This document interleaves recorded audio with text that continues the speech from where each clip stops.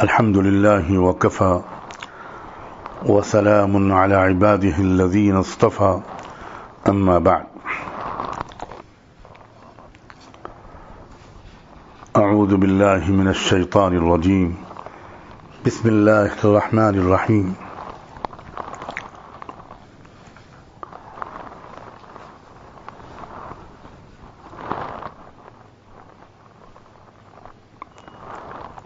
وأذن في الناس بالحج يأتوك رجالا وعلى كل ضامر يأتين من كل فج عميق وقال تعالى والفجر وليال عشر سبحان ربك رب العزة عما يصفون وسلام على المرسلين والحمد لله رب العالمين اللهم صل على سيدنا محمد وعلى آل سيدنا محمد وبارك وسلم اللهم صل على سيدنا محمد وعلى آل سيدنا محمد وبارك وسلم اللهم صل على سيدنا محمد وعلى آل سيدنا محمد وبارك وسلم.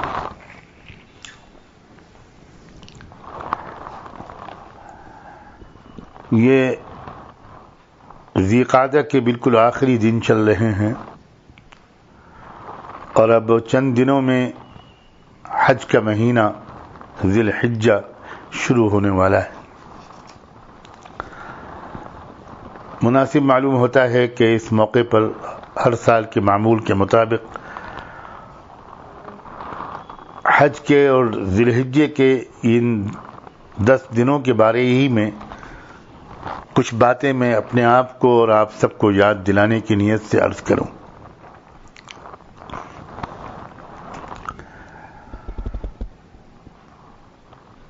اللہ تعالیٰ نے حضرت ابراہیم علیہ السلام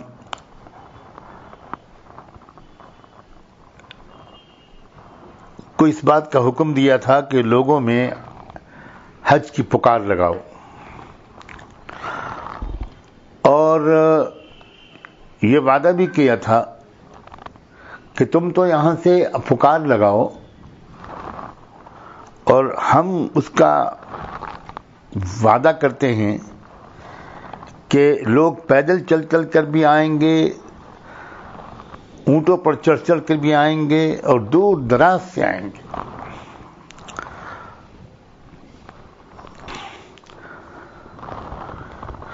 ہر سال ساری دنیا اس کا نظارہ دیکھتی ہے. اللہ کی قدرت کی نشانی, اللہ کے وعدے کے سچے ہونے کی نشانی. اس پکار کو جو ابراہیم علیہ السلام نے لگائی تھی, دنیا کے اربوں انسانوں کی روحوں تک پہنچانا اور قیامت تک اس کی صدائے بازگشت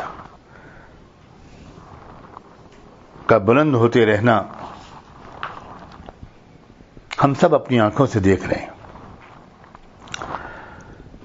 پھر حضرت ابراہیم علیہ السلام نے ایک دعا بھی کی تھی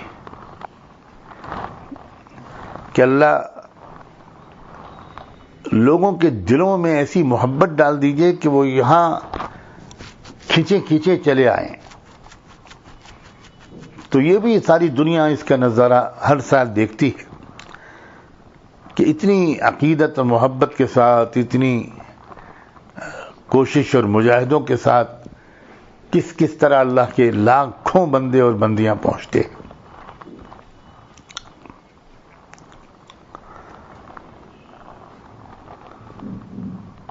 یقین مضبوط ہوتا ہے اس بات پر کہ واقعی قرآن کتاب برحق ہے اور اللہ نے اپنی قدرت کے بارے میں, اپنی طاقت کے بارے میں جو کچھ بھی بتایا ہے وہ بالکل برحق ہے. اب ایک تو وہ ہمارے خوش نصیب بھائی بہن ہیں جو وہاں پہنچ چکے ہیں اور یا اس وقت بالکل تیاری کر رہے ہیں یا راستے میں ہیں,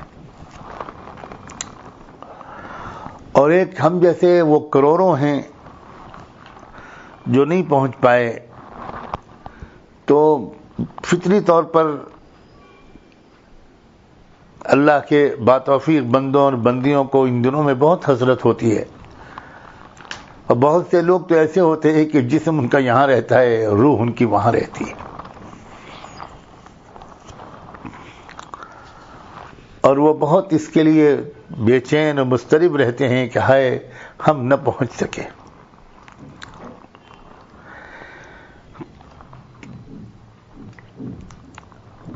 ایک محرومی کا احساس ستاتا رہتا ہے۔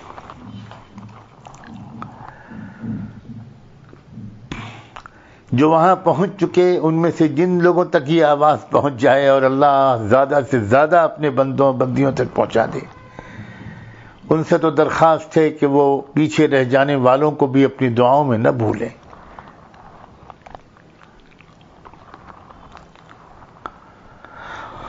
اور جو یہاں ہم جیسے رہ گئے، ان سے تو ان کو یہ خوشخبری سنانی ہے کہ اس محرومی سے بچانے کے لیے بھی اللہ تعالیٰ نے ہم کو بڑی آسان ترکیبیں دے دی ہیں کہ اپنے گھر میں رہتے ہوئے بھی اگر ہم کچھ اعمال کر لیں، کچھ ذرا سا دھیان کر لیں، خیال کر لیں، خاص طور پر ذی الحج کے ان 10 دنوں کو ذرا بہتر طریقے پر گزار لیں، تو وہاں کی برکتوں میں ہم بہت بڑی حد تک شریک ہو سکتے ہیں۔ مثال کے طور پر چند باتیں ذرا دھیان سے سن لیجیے۔ ایک تو یہ کہ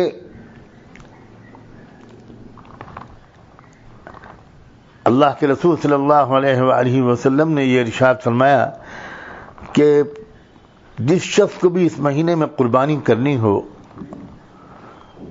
اسے چاہیے کہ وہ ذی الحج کا چاند دیکھنے کے بعد نہ اپنے بال کاٹے نہ اپنے ناخن کاٹے۔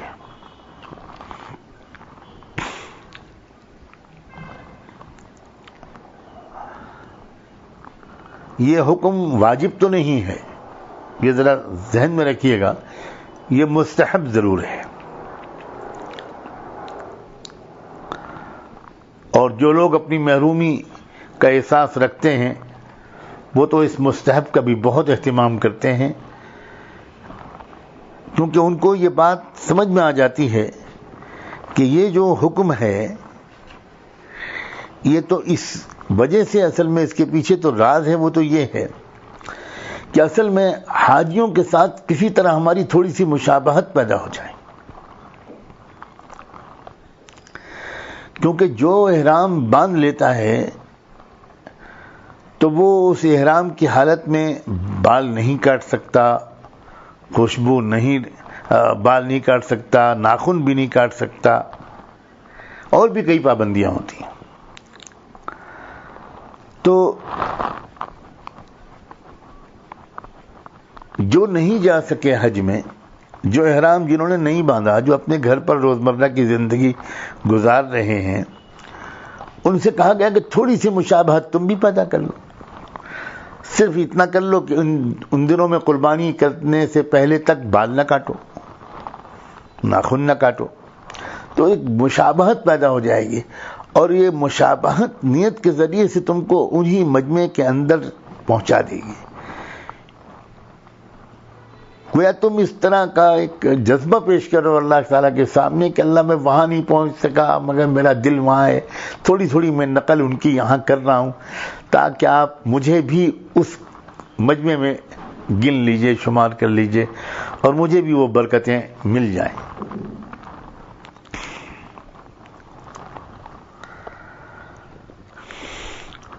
اسی طرح ایک اور چیز دے دی گئی حاجیوں کے ساتھ مشابہت اختیار کرنے کی۔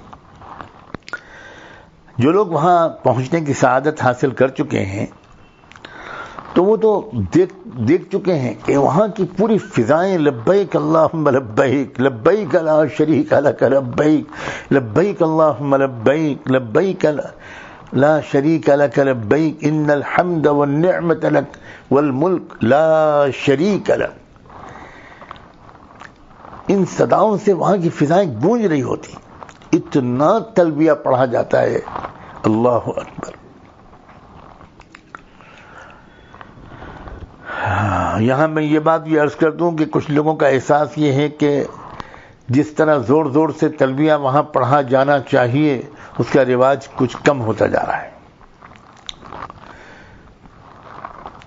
شہر میں رہنے والے پڑھے لکھے لوگ زیادہ زور زور سے ترانہ پڑھنے کے عادی نہیں ہوتے. ان کو کچھ ان کی عادت کچھ ایسی ہو جاتی ہے اور یہ بات بڑی قابل اصلاح ہے.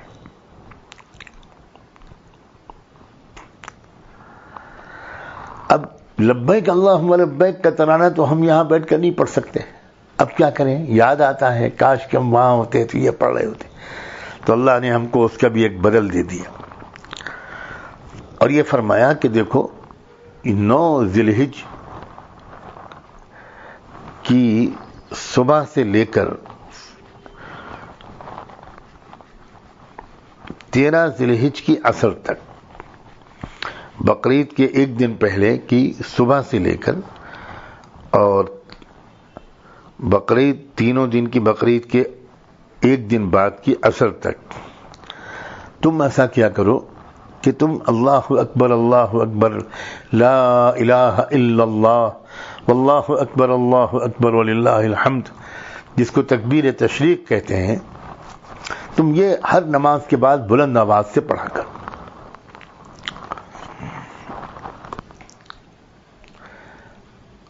اب یہ یوں سمجھیے کہ یہ ترانہ ہم کو دیا گیا جو وہاں نہیں پہنچ سکے، جو حج میں شریک نہیں ہے، جو تلبیہ نہیں پڑھ سکتے، ان کو تکبیر تشریق پڑھنے کو کہہ دیا گیا.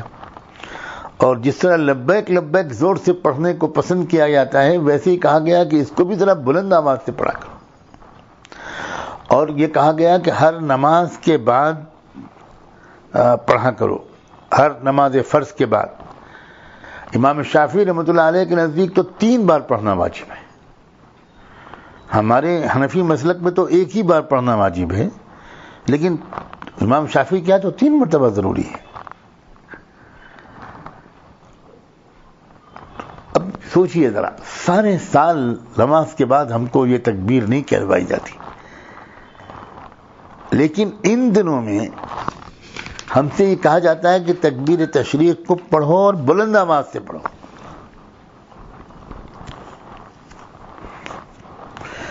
یہ مشابہت ہے اصل میں تلبیہ کے ساتھ، اور حاجیوں کی کچھ نقل ہے.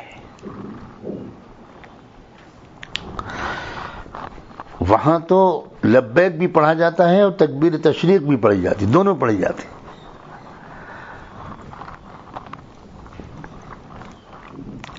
اور یہ ذہن میں رہے کہ ناخن کاٹنے اور ناخن نہ کاٹنے اور بال نہ کاٹنے والی مشابہت یہ واجب نہیں کی گئی تھی، یہ تو مستحب قرار دی گئی تھی. لیکن یہ جو ان خاص دنوں کا عمل ہے، اس کو واجب کیا گیا. اور یہ مردوں کے ذمے بھی واجب ہے، عورتوں کے ذمے بھی. فرق یہ ہے کہ عورتیں بلند آواز سے نہیں پڑھیں گی، مرد بلند آواز سے پڑھیں گے. خود تلبیہ بھی عورتوں کے لیے حج میں بلند آواز سے پڑھنا نہیں کہا جاتا، ہلکی آواز سے ہی وہ بھی تلبیہ پڑھتی ہیں. ہمارے بعض اکابر نے تو یہ فرمایا کہ عورتیں اکثر، مرد تو مسجدوں میں نماز پڑھتے ہیں باجماعت، تو چونکہ نمازی عام طور پر تکبیر تشریق پڑھ لیتے ہیں تو بھول جانے والے کو بھی یاد آ جاتے ہیں. لیکن عورتیں جو بیچاری اپنے گھر میں الگ نماز پڑھتی ہیں، ان میں اکثر بھول ہو جاتی.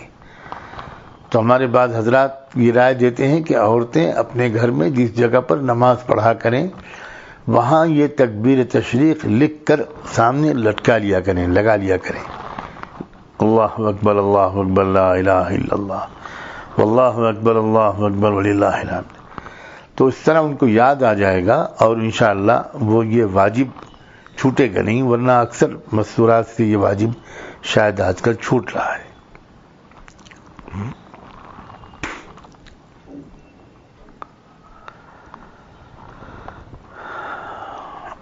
پھر نماز کے علاوہ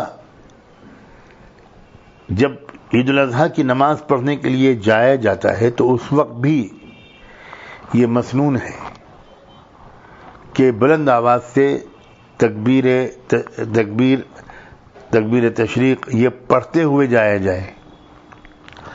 اور صرف یہی نہیں بلکہ ان دنوں میں تو ایام تشریق میں تو اٹھتے بیٹھتے چلتے پھرتے یہ تکبیر زبان پر جاری رہنی چاہیے.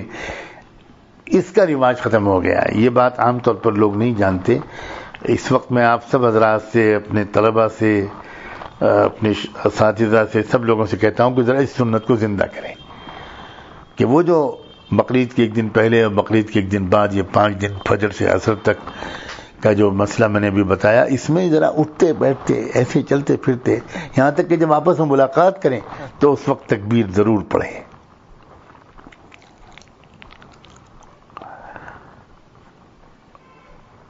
امام ابو حنیفہ رحمۃ اللہ علیہ سے تو ایک دفعہ یہ پوچھا گیا کہ چلتے پھرتے اور بازاروں میں یہ جو لوگ تکبیر پڑھتے ہیں اس کے بارے میں آپ کیا فرماتے ہیں؟ فرمایا ضرور کرنا چاہیے. تو ایک رواج تھا، یہاں تک کہ دکان پہ بیٹھے ہوئے انسان تکبیر تشریق ہر کچھ دیر کے بعد دہرایا کرتا تھا. یہ سنت چھوٹ گئی ہے. خیر القرون میں اس کا رواج تھا. ایسے دور میں جب بعض صحابہ بھی موجود تھے، تابعین تو ہزاروں لاکھوں کی تعداد میں تھے، یہ عمل ہو رہا تھا. تو اس عمل کو زندہ کرنے کی کوشش کی جائے. حضرت عبداللہ ابن عمر رضی اللہ عنہما کے بارے میں تو آتا ہے کہ وہ تو صرف نمازوں کے بعد نہیں، کھانے سے شروع کرنے سے پہلے تکبیر پڑھتے تھے، کھانے کے بعد پھر تکبیر پڑھتے تھے. خیمے کے اندر گئے تو تکبیر پڑھی، خیمے سے باہر آئے تو تکبیر پڑھی. یہ مینا تکبیروں سے گونج رہا ہوتا تھا.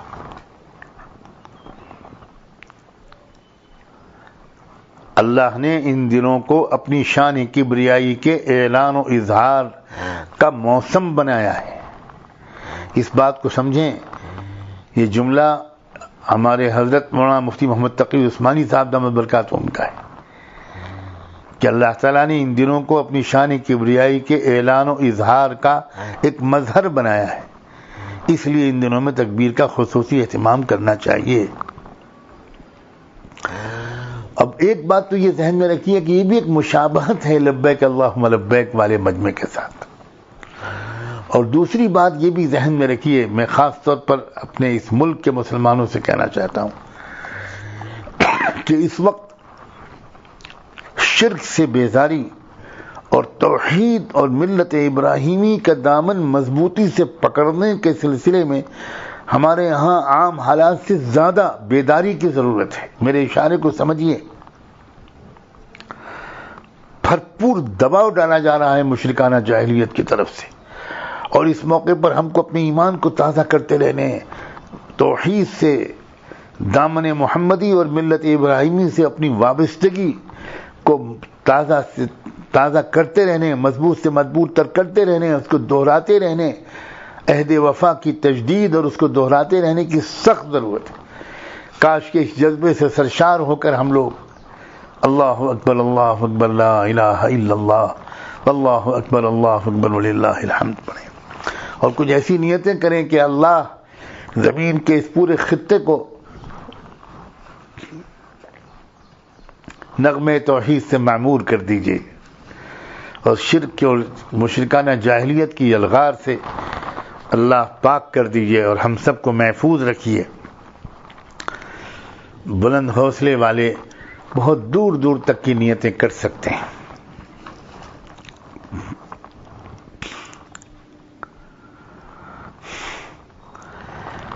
پھر یہ بھی ذہن میں رکھیے گا کہ پہلی ذی الحجہ سے لے کر بقرعید سے ایک دن پہلے 9 ذی الحجہ تک روزوں کی بہت بڑی افضلیت ہے، بڑی فضیلت ہے.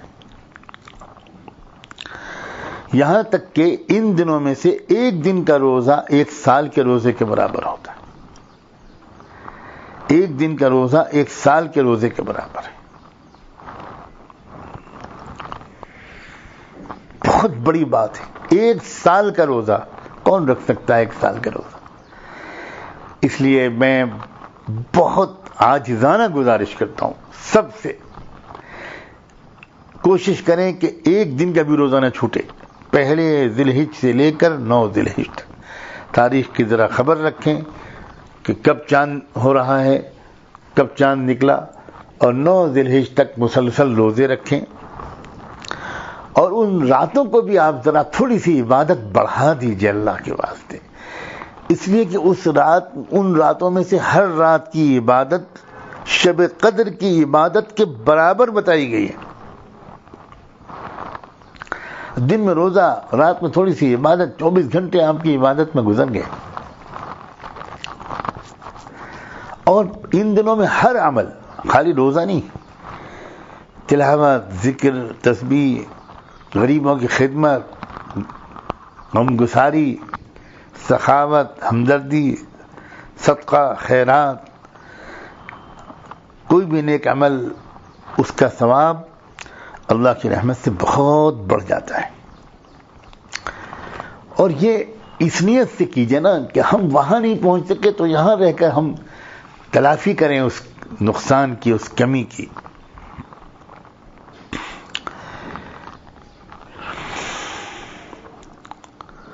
اور یہ جو 9 ذی الحجہ کا روزہ ہے، یوم عرفہ جسے کہتے ہیں، آپ اپنے ملک کے حساب سے بھی 9 کو روزہ رکھیے، اور اس کے ایک دن پہلے 8 کو اگر وہاں 9 پڑ گئی تو آپ تو مسلسل روزہ رکھ رہے ہیں، تو وہاں کے یوم عرفہ کا بھی روزہ آپ کو نصیب ہوا، اپنے یہاں کے یوم عرفہ کا بھی روزہ نصیب ہوا۔ اور یوم عرفہ کے روزے کی فضیلت تو یہ ہے کہ 1 سال کے پہلے کے تمام گناہ معاف ہو جاتے ہیں۔ رات کے تھوڑی سی نفلیں، تھوڑا سا تہجد پڑھا دیجیے۔ اگر تہجد کے وقت میں آپ نہیں اٹھ پاتے تو آپ عشاء کی نماز کے بعد چند رکعت نفلیں پڑھ لیجیے، وتر سے پہلے، وتر سب سے آخر میں پڑھیے، اور اس کو آپ تہجد کی نیت سے پڑھ لیجیے، انشاءاللہ تہجد کا ثواب ملے گا، اور ذی الحجہ کی ان راتوں کی تہجد کا ثواب ملے گا۔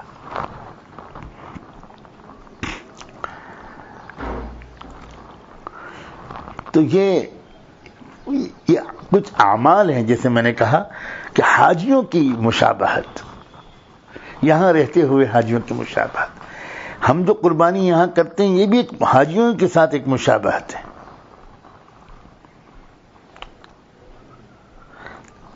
گویا یہ ہم جو یہاں قربانی کر رہے ہیں، یہ قربانی کرنے والے حجاج کی ایک اور عمل میں ہم چاہتے ہیں کہ ہم بھی ان کی طرح کچھ کر لیں، اور اسی لیے کہا گیا کہ قربانی کرو، قربانی کرتے وقت تک، قربانی بال نہ کاٹنا، ناخن نہ کاٹنا، کیونکہ حاجی بھی یہی کرتا ہے، وہ اس کے بعد ہی نہا سکتا ہے، بال کاٹ سکتا ہے، ناخن کاٹ سکتا ہے، خوشبو لگا سکتا ہے، کپڑے بدل سکتا ہے۔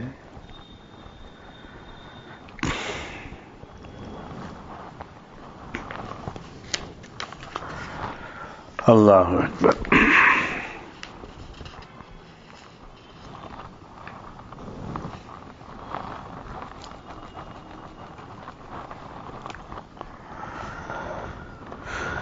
ہائے ہائے۔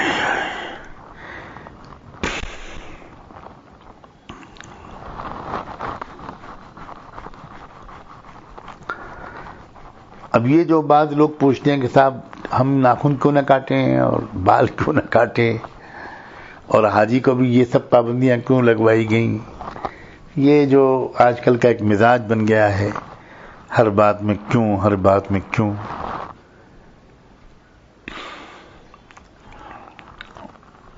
یہ مزاج بہت قابل اصلاح ہے۔ بلا شبہ اللہ تعالیٰ کے جو بھی احکام ہیں ان کے پیچھے کچھ مصلحتیں ہوتی ہیں۔ ایک مصلحت یہ بھی تو بہت ضروری ہے کہ ہم اللہ کے مقام کو اور اس سے اپنے رشتے کو پہچانیں، اپنی اوقات کو پہچانیں، اور اپنی اوقات کو پہچاننے اور اللہ کے مقام کو اور اپنے رشتے کو پہچاننے کا ایک تقاضا یہ بھی ہے کہ کچھ ایسے بھی ہم کو احکام دے دیے جائیں جن کا بس مقصد صرف یہ ہو کہ بس ہم کہہ رہے ہیں اس کو مان لو، سر جھکا دو، نہ پوچھو کہ کیوں، بس سر جھکا دو۔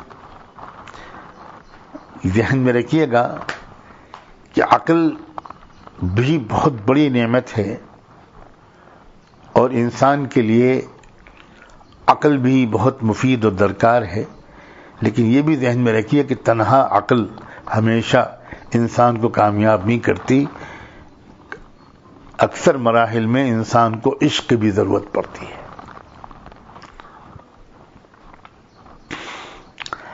اچھا یہی ہے کہ دل کے ساتھ رہے پاسبان عقل، لیکن کبھی کبھی اسے تنہا بھی چھوڑ دے۔ یہ واقعی انسان کی تربیت کا تقاضا ہوتا ہے کہ اس کے مزاج میں کچھ یہ بات بھی آئے کہ محبت کے تقاضے سے، عشق کے تقاضے سے وہ بس چوں چرا کیے بغیر، کچھ عقلی طور پر تشفی حاصل کیے بغیر محبت کے جذبے سے کہنا مان لے۔ اس کی تربیت کا بھی بڑا امتحان حج میں ہے۔ حج کے جو احکام، حج کا جو پورا نظام ہے، آپ سوچئے ذرا، اب 25-30 لاکھ آدمی جو ہیں وہ مکے سے سفر کر کے مینا بھیج دیے گئے۔ مکے میں مسجد حرام موجود، ہر نماز کا ثواب 1 لاکھ نمازوں کے برابر، خانہ کعبہ کو دیکھیں، طواف کریں۔ کہا گیا کہ نہ، آ گئی 8 ذی الحجہ، اب یہاں سے چلو جاؤ مینا میں جاؤ۔ کیا کریں مینا میں جا کے؟ کیا کرنا ہے؟ کچھ نہیں کرنا، صرف رات گزارنی، کچھ نہیں کرنا تمہیں، جاؤ رات گزارو۔ اچھا پھر اب 9 کی صبح ہوئی، چلیے اب کیا کریں؟ ان کا چلو یہاں سے عرفات چلو عرفات۔ اربوں روپیہ خرچ ہو رہا ہے اس نقل و حرکت پر۔ اچھا عرفات آ گئے، اب کیا کریں؟ بس دعائیں مانگو، معافی مانگو، مغفرت مانگو، استغفار کرو، توبہ کرو، کھڑے ہو کر دعاؤں کرو، زیادہ سے زیادہ کھڑے ہو کر توبہ کرو۔ ایک عجیب انداز۔ اچھا بہت اچھا، تو اب مغرب کی نماز کا وقت ہو گیا، مغرب پڑھ لیں؟ نہ مغرب نہیں پڑھنا یہاں،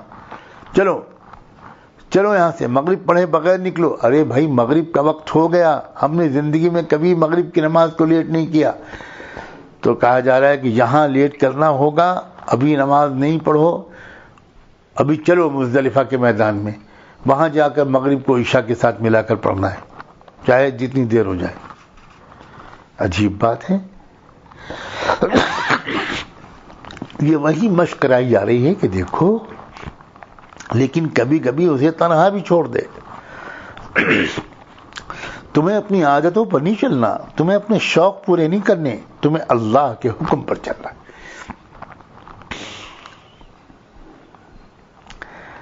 کمال ہے، کبھی کبھی اطاعت چھڑوا کر، عادت بدلوا کر اطاعت کروائی جاتی ہے، اور انسان کے لیے یہ بڑا مشکل ہوتا ہے۔ یہ کتنے لوگ اس میں اٹکتے ہیں کہ نہیں بھائی ہم تو بہت زمانے سے یہ نیکی کرتے چلے آ رہے ہیں، ہم نہیں چھوڑیں گے، ہم تو دین کی محنت اس انداز سے کرتے چلے آ رہے ہیں، اس میں ہم کوئی بدلاؤ نہیں لائیں گے۔ وقت کا حکم کیا ہے، وقت کا تقاضا کیا ہے، اس وقت میں اللہ کی منشا کیا ہے، اس کو سمجھو، اپنی عادت کو مت دیکھو، اپنے شوق کو پورا مت کرو۔ مزدلفہ میں کیا کرنا ہے؟ کچھ نہیں کرنا، بس تم رات میں یہاں پر رات گزارو، کوئی خاص عمل رات کا نہیں ہے، بس یہاں میں کھلے میدان میں رات گزارو، اور اس کے بعد صبح کو یہاں سے چل دو، مینا آ جاؤ۔ اچھا مینا میں کیا کرنا ہے؟ مینا میں تم کو کنکری مارنی ہے، کاہے پہ مارنی ہے؟ ایک پتھر پہ مارنی ہے۔ تو کوئی آج کل کا ایک خاص مزاج رکھنے والا انسان کہے کہ یہ کیا کیا جا رہا ہے ہمارے ساتھ، یہاں سے وہاں، وہاں سے یہاں، وہاں سے یہاں، اور یہ 10-20 آدمی نہیں جا رہے ہیں، یہ 30 لاکھ آدمی جا رہے ہیں۔ تو کتنا ان کے موومنٹ پر، کتنا ان کے خیموں پر، کتنا خرچ ہو رہا ہے، یہ سب کیوں فضول برباد ہو رہا ہے؟ یہ پیسہ خرچ کیا جائے تو ایک یونیورسٹیاں بن جائیں، اور یہ ہو جائے اور وہ ہو جائے۔ آج کل کی باتیں لوگ بہت کرتے ہیں، حج کے بارے میں زیادہ بولنے کی اگر کسی کو ہمت نہیں ہوتی تو یہ تو بہت بڑی تعداد میں لوگ کہنے لگے کہ کیا ہر سال جانوروں کو ذبح کر دیتے ہیں، اربوں روپیہ خرچ کر دیتے ہیں، یہ پیسہ جو قربانی پر خرچ کرتے ہیں اس کو بچائیے اور اس کے ذریعے سے قوم میں تعلیم پھیلائیے۔ عجیب بات ہے، یہ نہیں کہتے لوگ کہ جو آپ پیسہ شادی پہ لگا دیتے ہیں اس کو بچائیے، اس پیسے کو تعلیم پہ لگائیے۔ یہ پیسہ آپ جو بڑے بڑے مکانات بنانے پہ لگا دیتے ہیں اس کو بچائیے، چھوٹے سے مکان میں رہیے اور اس کو لگائیے قوم کی تعلیم پر۔ یہ دو تین کاریں رکھتے ہیں آپ، اس کا پیسہ بچائیے، اس کو کوئی نہیں کہتا۔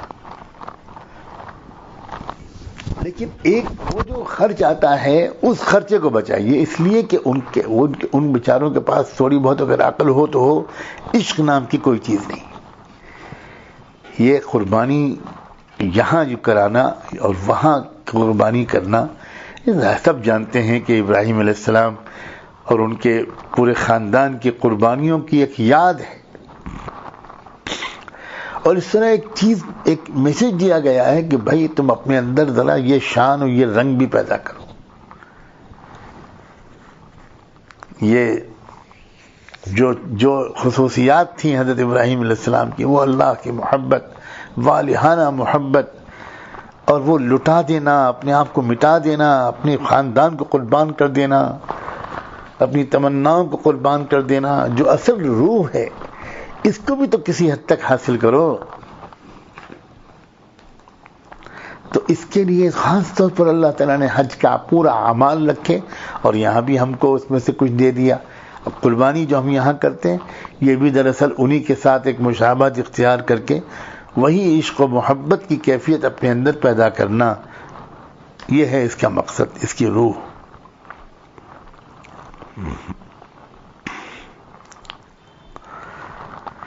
اسی لیے آپ سال بھر قربانی کرتے رہیے، کوئی ثواب نہیں ملے گا۔ سال بھر قربانی کی ہی نہیں جا سکتی، اس دن کی قربانی کی اہمیت ہے، کیونکہ اس قربانی کا کوئی خاص رشتہ ہے اس قربانی سے جو حضرت ابراہیم و اسماعیل نے اور حضرت ابراہیم کی اہلیہ مکرمہ نے دی تھی۔ اس قربانی کی یاد دلانا مقصود ہے۔ وہ سال بھر تم اپنا بسم اللہ کر کے ذبح کرتے رہو، گوشت کھاتے رہو، گوشت کو صدقہ خیرات کر سکتے ہو، لیکن وہ قربانی نہیں ہوگی، وہ والی قربانی۔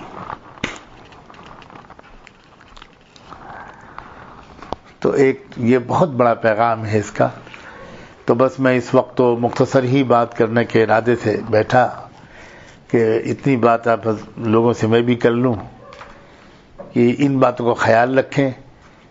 آ رہا ہے ذی الحجہ، اس لیے میں نے بہت سوچ سمجھ کر یہی مناسب سمجھا کہ یہ بات یاد دلا دی جائے۔ اور آخر میں یہ بات بھی کہہ دوں کہ آپ سب جو وہاں پہنچ چکے ہیں، اللہ کرے ان تک بھی یہ بات پہنچے کہ بھائی اس وقت عالم انسانیت کے لیے اور اپنے وطن کے لیے، اپنے وطن میں رہنے والے سب لوگوں کے لیے، تمام کمزوروں اور مظلوموں کے لیے خاص طور پر اس موقع پر، حرمین شریفین کی حاضری کے موقع پر اور حج کرتے ہوئے عرفات اور منی میں مزدلفہ میں طواف کرتے ہوئے، مزدلفہ میں اور طواف کرتے ہوئے، سعی کرتے ہوئے، حرمین شریفین میں حاضری دیتے ہوئے، نمازیں پڑھتے ہوئے ذرا ان ملکوں کے حالات کے لیے بھی دعاؤں کا اہتمام کیجیے۔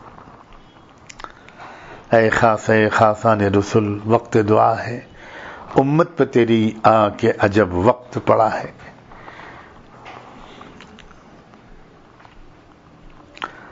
اس المناک صورتحال کو بھی محسوس کیجئے، خدا کے لیے محسوس کیجئے کہ اس وقت ایسی صورتحال میں ہم پھنس گئے ہیں کہ ہمارے ملک کے جو حقیقی مسائل ہیں ان کی طرف تو توجہ کرنے والا اب کوئی نہ رہا۔ میں پھر کہتا ہوں اب کوئی نہ رہا، اور جو بالکل نان ایشوز ہیں، جو غیر حقیقی مسائل ہیں، انہی کا شور مچ رہا ہے، انہی پر ساری سیاست چل رہی ہے، قتل و غارت گری ہو رہی ہے۔ ملک کے جو حقیقی مسائل ہیں،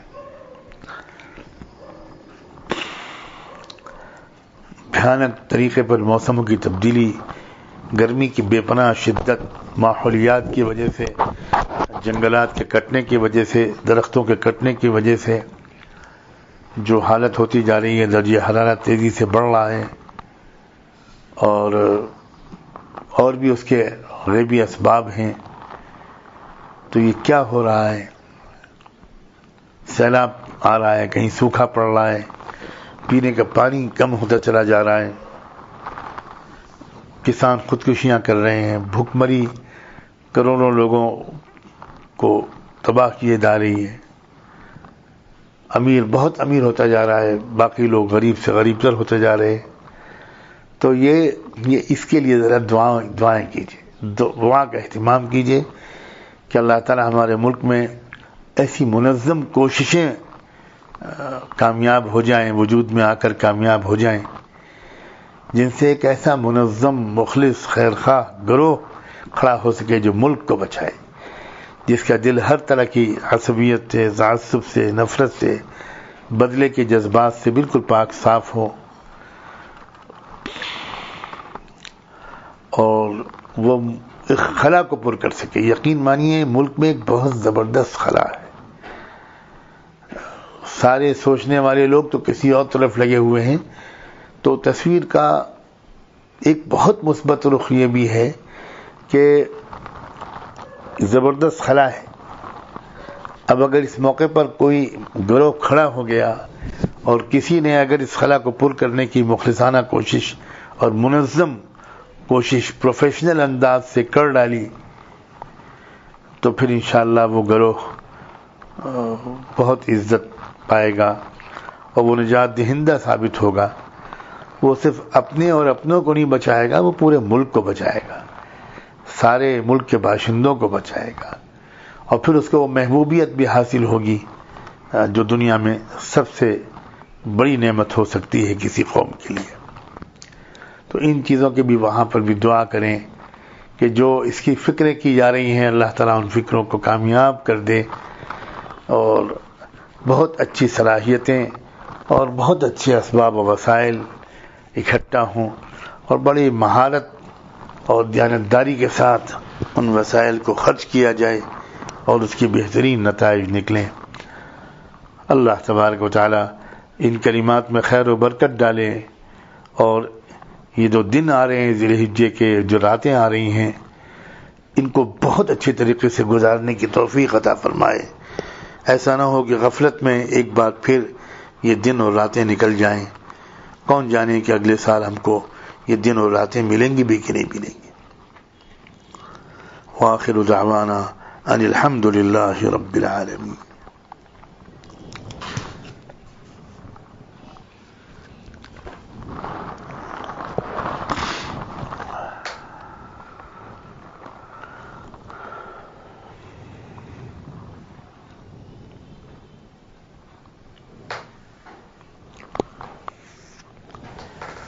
سبحان اللہ بحمدہ، سبحانک اللہم وبحمدک، نشہد ان لا الہ الا انت، نستغفرک ونتوب الیک.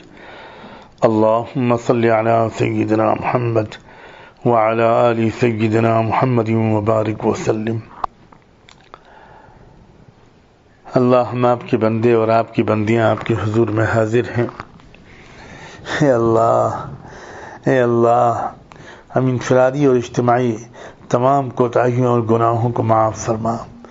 اللہ، ہم سے انفرادی گناہ بھی بہت ہو رہے ہیں اور اجتماعی گناہ بھی بہت ہو رہے ہیں.